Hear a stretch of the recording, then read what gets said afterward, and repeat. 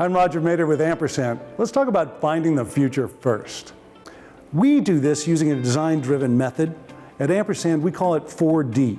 We define what we're trying to accomplish and then go into a deep discovery mode. Discovery allows us to determine the insights that we can act on through design and deploy new innovations. What I want to talk to you about is this discovery phase. First, one method is primary research, where you dig deep. This is where we send ethnographic research, anthropologists in effect, into the field to study human behaviors. Study by observation, as opposed to more traditional kind of market-centered methods like focus groups.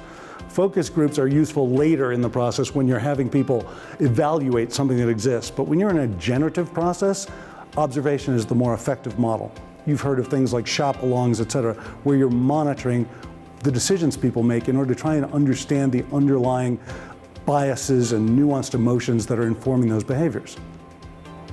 We use empathy, the ability to understand people's needs, in order to inform where we look for market research in a secondary setting. Together, we create a synthesis of data from the outside, data from digging deep, in order to determine what the needs are. Let me give you an example. Here's Steve Jobs with the original Macintosh. This was a breakthrough of technologies brought together by watching what was happening in the lab.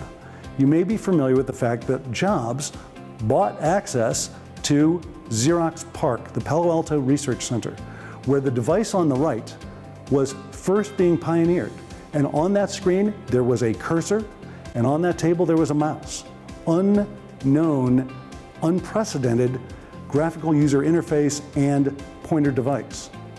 In fact, here's examples of the different prototypes that Xerox was putting together at that time to help you navigate around a screen. Jobs and his team brought these together for consumers for the first time in the Apple Lisa. So effectively, what's happening there is deep primary research to understand what's happening with consumer behaviors and in the lab. Join us for part 3, where we're going to explore known unknowns using secondary market research methods and technologies. I'm Roger Mader. Thank you very much.